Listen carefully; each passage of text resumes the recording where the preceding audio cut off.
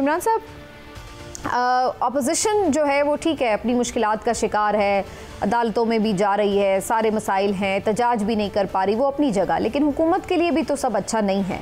आज हम देख रहे हैं उमर अयूब साहब के घर पर पंजाब पुलिस ने छापा मारा है, उनके वारंट निकले हैं, तो इससे तो ये तासुर मिल रहा है कि हुकूमत अभी तक भी सिर्फ महाज ज़राए की तरफ सोच रही है। अपोजिशन के लिए कोई माहौल को साजगार बनाना, मुज़ाकरात के लिए वो उनकी तरजीह नज़र नहीं आ रहा। बिस्मिल्लाहिर्रहमानिर्रहीम। इसमें बात सीधी सी है कि सरगोदा की सदात दहशतगर्दी की अदालत ने उमर अयूब साहब के वारंट गिरफ्तारी जो हैं वो जारी की हैं। भाई अगर किसी अदालत ने वारंट जारी किए हैं तो उसकी ज़िम्मेदार, अब चीज़ें ये है कि हर तरह से चीज़ों को पोलिटिसाइज़ किया जा रहा है। ये दो अलग अलग चीज़ें हैं।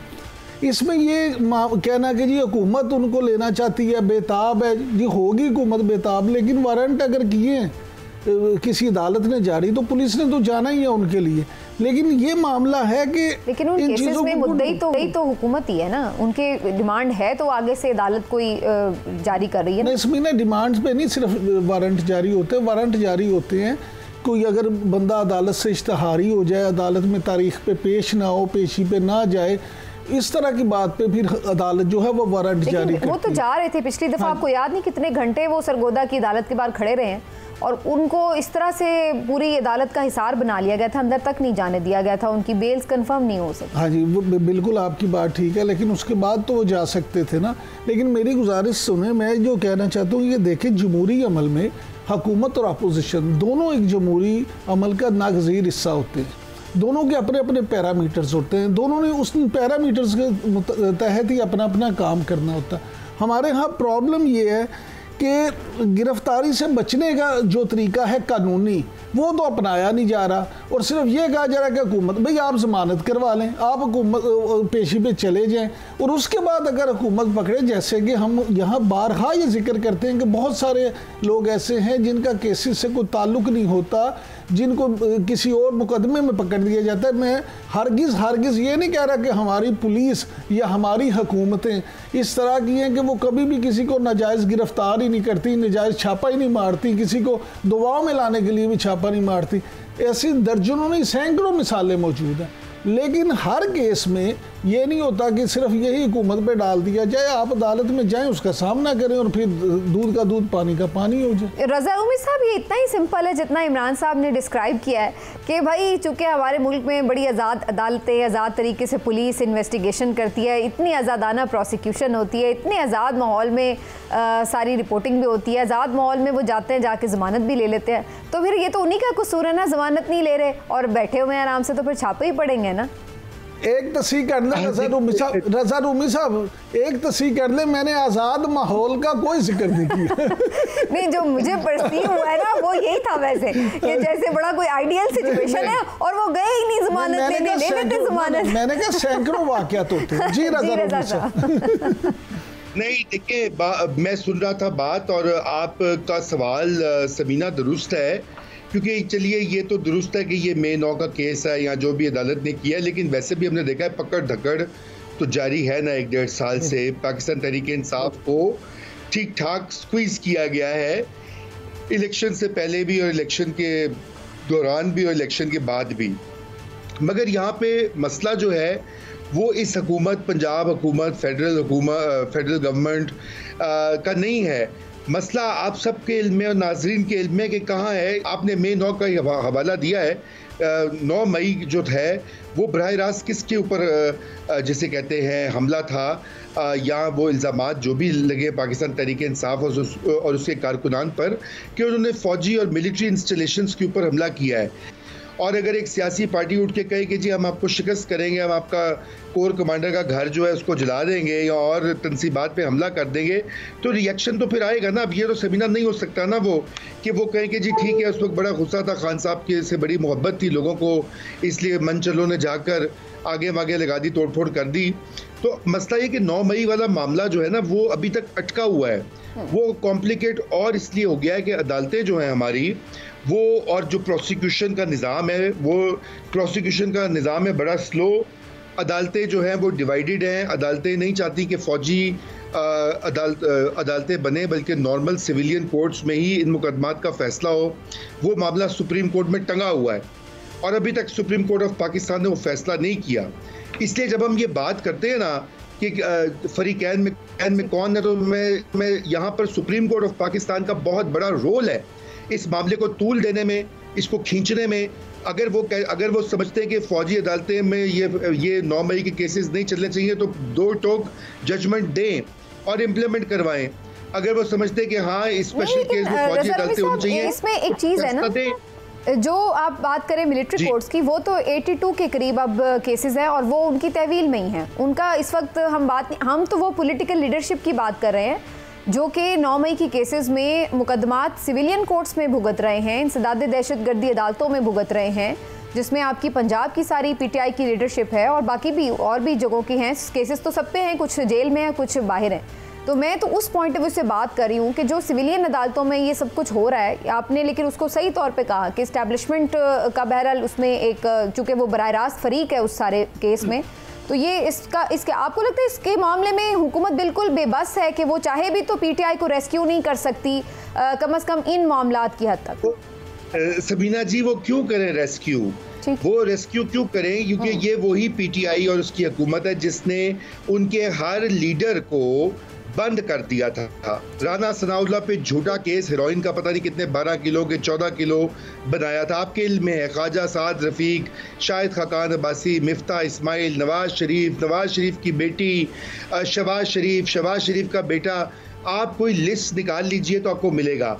और तमाम तर हादसात और तमाम तर तगय्युरात के बावजूद पाकिस्तान तहरीक इंसाफ ने आज तक ये नहीं कहा कि अपने सियासी मुखालिफिन के साथ ज्यादती की थी और हाँ अब दोबारा पावर में आएंगे तो हम ये नहीं करेंगे। वो अभी भी कहते हैं, उनका जो असूली तो पता नहीं क्या है, उनका जो ऑफिशियल मौकफ है वो यही कहते हैं कि जी हम इनको छोड़ेंगे नहीं। अब आप ये बताएं ना सबीना जी कि अगर आप यहाँ बैठी हुई हैं एज एंकर और अगर मैं कहूं कि जी मैंने आपकी जगह पे एंकरी करनी है जीएनएन में और आपका ये शो इमरान याकूब के साथ करना है, लेकिन आते ही मैं समीना को छोड़ूंगा नहीं, तो आप तो मुझे कभी भी नहीं आने देंगी। आप तो जीएनएन के ऊपर मेरे पे ना मैं तो आपको मोस्ट वेलकम कहूंगी रूमर साहब। मैं आपसे कहूंगी कि बिल्कुल आप आएं और हमारे साथ मिलकर प्रोग्राम करें। देख रहे हैं रजा रूमी साहब की बात, अच्छा आपने रजा रूमी साहब की बात को ही सच साबित कर दिया। आपने ये कहा कि आप आगे हमारे साथ प्रोग्राम करें, ये नहीं कि आप मेरी जगह बैठ जाएं। यही रजा रूमी साहब कहते। तो वो ये बात है ना, हाँ ये वो बात है। और दूसरी बात, अब आप बड़े बड़े ओहदे देख लेना, पिंडी में एक ओहदा होता है बड़ा, एक आप पारा में होता है, एक वज़ीर आज़म होता है। अब अगर वो लोग भी ये समझते हैं कि अगर ये पावर में दोबारा आते हैं तो वो क्या करेंगे, इसी के ऊपर उतना चेमगोइयाँ। तो बात ये कि ये हमें, लेकिन वैसे ये पावर सर्कल्स में, सॉरी आपकी बात काट रही हूँ, लेकिन ये पावर सर्कल्स में आजकल बात बड़ी डिस्कस हो रही है कि कहीं पे अगर ये सोच आई भी कि चलो भाई ठीक है देख लेते हैं, अगर आ रहे हैं पीटीआई के लोग इक़्तिदार में आते हैं तो ये कहीं गारंटी मिल जाए कि ये लोग आके कोई नहीं करेंगे इंतकामी कार्रवाइयाँ। तो ये बात, इसका मतलब है कि दोबारा से ये बात कुछ निगोशिएट हुई है कि अगर इनको आने का मौका दिया जाए तो इस पर कुछ बातचीत हो जाए? जी बिल्कुल, देखिए अल्टीमेटली बातचीत ही होगी, तारीख यही हमें बताती है। अल्टीमेटली एक डील होगी, वो कब होती है वो फिलहाल तो नहीं दिखाई दे रही, लेकिन वो होगी एक ना एक दिन। उसमें यही बातें की जाएंगी कि आप ये चीज़ें नहीं करेंगे, जैसे बेनज़ीर भुट्टो साहिबा के साथ की गई थी 1988 में, उसके बाद मुतअद्दिद बार नवाज शरीफ साहब के साथ की गई थी, अब शहबाज शरीफ साहब दूसरी बार वज़ीर आज़म बने हैं। ये पाकिस्तान की रियलिटी है, इसको बदलने के लिए ये बदली जा सकती है। मैं ये नहीं कह रहा कि ये कोई हरफ़े आखिर है या कौमें बदलती नहीं है। इसके लिए तमाम सियासी कुव्वतों को मिलकर यकसुई से काम करना होगा। ये नहीं होगा कि एक सियासी कुव्वत कहे बाकी तो सब चोर हैं, मैं ही बेहतर हूँ और मैं इस्टेब्लिशमेंट के साथ बात करके सीधी हुकूमत करूँगा या करूँगी, तो वो ऐसे नहीं होता। हमारे पास मिसाक जमहूरियत का एग्जाम्पल है। खान साहब को कई बार लोगों ने ये कहा भी है, मुझे याद है जब वो जेल में नहीं थे तो लाहौर में बड़े सीनियर सहाफ़ी गए थे उनके पास 2-3 बार, उन्होंने जाके इस्तदा की थी कि आप अपने सियासी मुखालफिन से बातचीत करें, आप ये आइनी और कानूनी और जमहूरी रास्ता ढूंढें। तो उस वक्त भी वो ज़्यादा लचक नहीं उन्होंने दिखाई, क्योंकि वो इनसे बात नहीं करना चाहते। उनकी सारी सियासत ही अपने जो anti Nawaz, anti PPP, anti MQM रही है। तो अब उसको वो बदलेंगे तो उनके वोटर भाग जाएंगे। तो इसके लिए तरीका यही निकलेगा कि अगर तो उन्होंने सिविलियन सुप्रीमेसी लेके आनी है, अपने मुखालफिन से बात करें, उनके साथ मिलके कोई काम करे, कोई समझौता करे। अगर उन्होंने एस्टेब्लिशमेंट से बातचीत करनी है तो फिर 9 मई की माफी मांगनी पड़ेगी उनको। चलिए, अब इसमें एक और सवाल फिर ये पैदा होता है इमरान साहब, जिस पे अभी आप लोग कह रहे थे कि जी अगर उन्हें पता हो कि भाई ये आएगा और आके हमें ये करेगा तो हम वो क्यों उसको रेस्क्यू करेंगे।